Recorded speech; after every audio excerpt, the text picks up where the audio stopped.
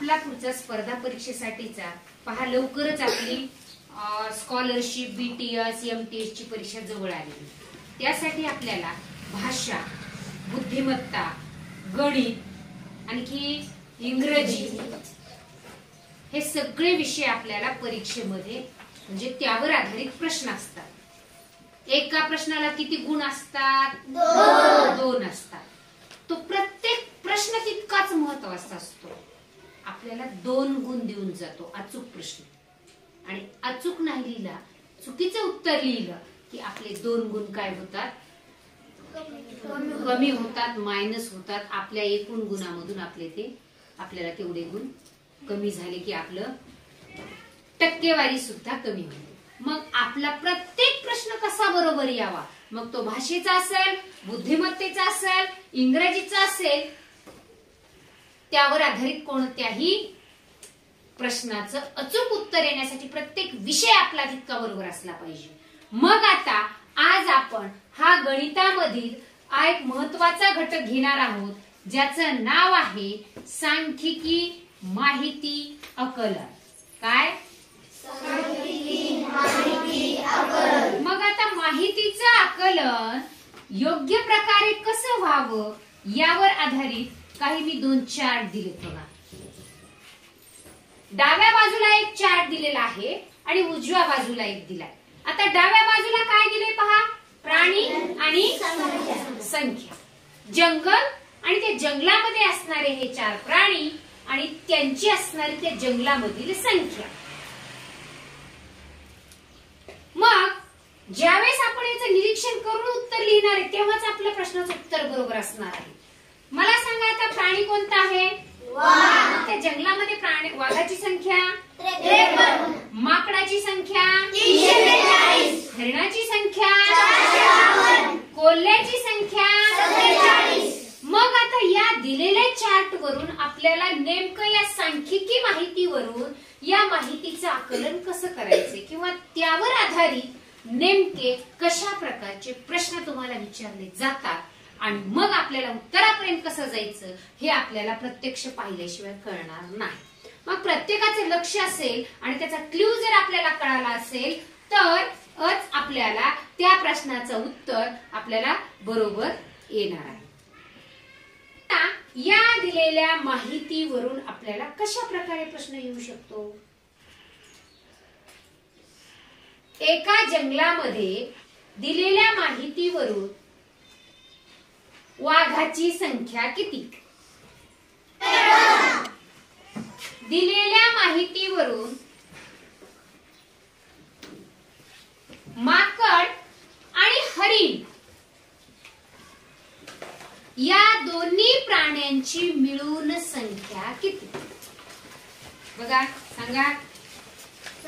माकड आणि हरिण 2 आणि 2 4 होतील, 5 आणि 4 9 होतील आणि 4 आणि 3 7 होतील। शाबाश, 794।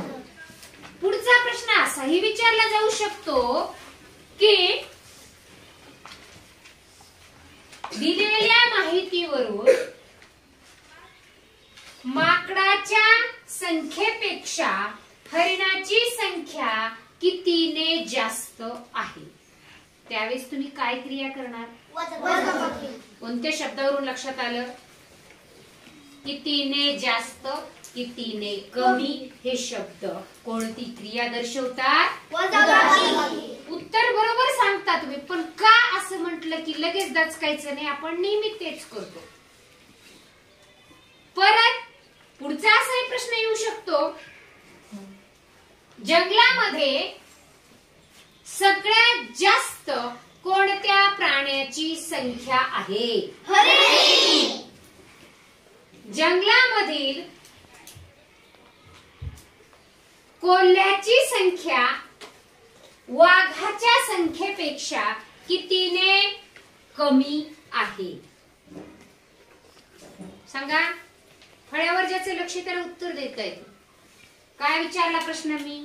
कोल्ह्याची संख्या वाघाच्या संख्येपेक्षा कितीने कमी आहे? मग 47 आणि 53 मध्ये कितीचा फरक आहे आपण बोटावर सुद्धा मोजू शकतो. 48, 49, 50, 51, 52, 53. म्हणजे 6 ने कमी किंवा कितीने वाघाची संख्या जास्त आहे. या पद्धतीने या दोन्हीची मिळून विचारली जाऊ शकते. किंवा आणखी पहा, या दोन्हीची बेरीज करून या दोन्हीची बेरीज वाघाच्या संख्येपेक्षा कितीने जास्त आहे असे विचारले जाऊ शकते. किंवा कोल्हा आणि वाघाच्या संख्येची बेरीज करून तो हरणापेक्षा कितीने कमी किंवा कितीने जास्त असाही प्रश्न येऊ शकतो. त्यावेळेस तुम्हाला पटकन क्रिया करायची आणि आपण आपल्या उत्तरापर्यंत जायचं आणि बरोबर आपलं OMR सीट आपलं बरोबर पूर्ण करायचं. अचूक उत्तराने का चूक उत्तराने तरच आपल्याला किती गुण मिळणार आहेत प्रत्येक प्रश्नाला 2. यासाठी आपल्याकडं निरीक्षण शक्ती जर असेल आणि बारकाईने केलेला अभ्यास असेल तर आपलं मार्क मिळवायला काहीही अवघड जात नाही. तसंच मी दुसरी माहिती दिली बघा ना, आपल्या या घटकाचं नावच आहे सांख्यिकी माहिती आकलन. सांख्यिकी माहिती याचं आकलन झाल्याशिवाय आपल्याला त्यावर आधारित प्रश्नाचं उत्तर येत नाही. मग पहा, वस्तू दिल्या डाव्या बाजूला आणि त्याच्या किमती दिल्यात उजव्या बाजूला. आता मला सांगा, गहू 120 किलो, तांदूळ गूळ आणि साखर 85. याच्या किमती दिल्यात. आपण पण बाजारात जातो, दुकानात जातो आणि नेहमी या वस्तू किराणा मालामधील खरेदी करतो की नाही. मग जेव्हा यापूर्वी आपण पाहिलं व्यवहारिक गणित की हे जेव्हा आपल्याला कळतं ना तेव्हा आपल्याला व्यवहार कळतो. मग तेच असतं, बाकी काहीही विचार करायची गरज नाही. तुम्हाला विचारलं जाऊ शकतं की गव्हाची किंमत 1 किलोची किंमत किती. 120. गहू जर 2 किलो घेतले तर त्याची किंमत किती होईल. काय करावं लागेल, किंवा 2 किलो म्हटलं की 120 गुणिले 2. जर तुम्हाला विचारलं तांदळाची 1 किलोची किंमत ही गव्हाच्या 1 किलो किमतीपेक्षा कितीने कमी आहे तर काय करावं लागेल, फक्त क्रिया सांगा. वजाबाकी करावी लागेल.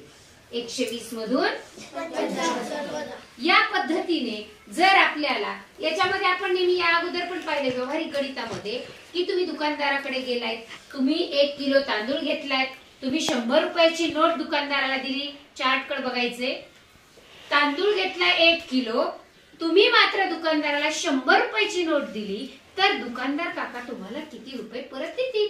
25. कारण तांदूळ 1 किलोचा भाव काय आहे 75. दिलेली नोट किती आहे 100. परत किती येणार आहे 25. तुम्ही कोणती क्रिया केली, किती मधून किती वजा केले 100. म्हणजे तुम्हाला 25 रुपये परत येणार आहेत.